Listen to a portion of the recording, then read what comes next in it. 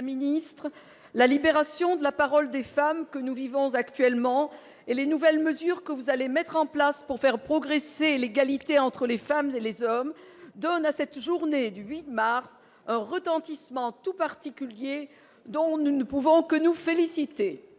Mais il est un phénomène qui reste peu connu, mal combattu et particulièrement choquant. Je veux parler de la prostitution des adolescentes. Mon intervention repose sur un constat inquiétant réalisé récemment en Seine-et-Marne. La recrudescence de cas signalés par les forces de police, et j'imagine qu'il ne s'agit pas de cas isolés, mais d'une réalité nationale. Des milliers d'adolescentes se prostituent en France dès le collège, selon l'association ACPE, Agir contre la prostitution des enfants.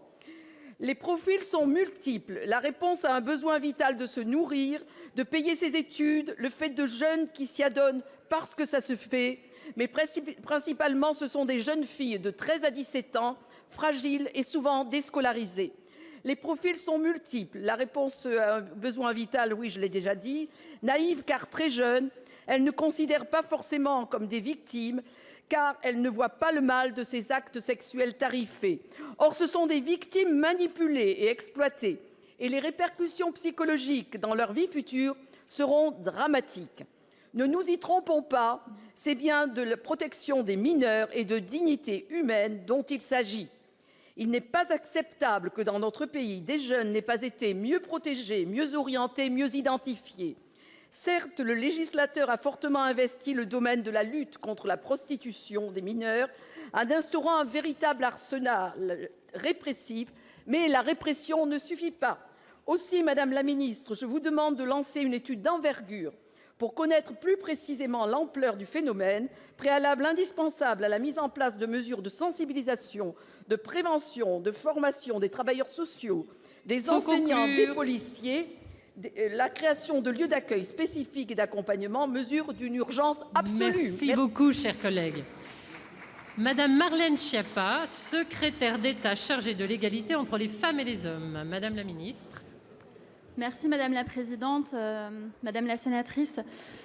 Effectivement, le problème que vous soulevez, c'est un problème dont nous avons connaissance et la lutte contre la traite des êtres humains en général et contre la prostitution des mineurs en particulier fait pleinement partie de l'action que je mène avec la MIPROF, la Mission interministérielle de protection des femmes, puisque le nom complet, c'est la Mission interministérielle de protection des femmes et de lutte contre la traite des êtres humains. À cet égard, je me suis entretenue il y a quelques jours avec sa secrétaire générale, Elisabeth Moiron-Braud, avec laquelle nous sommes pleinement mobilisés pour faire en sorte de mettre fin à ce système de prostitution des mineurs. Je crois qu'il y a plusieurs sujets. Il y a d'abord l'augmentation du phénomène de la traite des jeunes filles dans certains quartiers en augmentation. Et nous avons ce sujet dans notre viseur dans le cadre du 2e plan national de lutte contre la traite, mais aussi un sujet de proxénétisme en ligne. Et nous travaillons sur ce sujet en étroite collaboration avec le secrétaire d'État au numérique, Mounir Majoubi.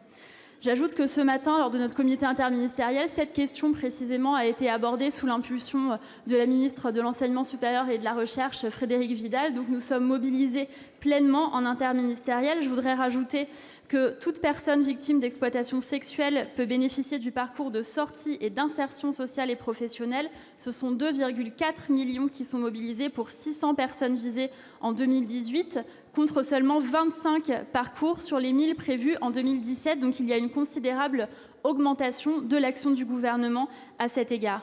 La loi prévoit aussi la remise au Parlement d'un rapport sur sa mise en œuvre après 2 ans d'application. Nous en profiterons donc à ce moment pour nous assurer de l'effectivité et de l'efficacité, surtout, de ces dispositifs légaux.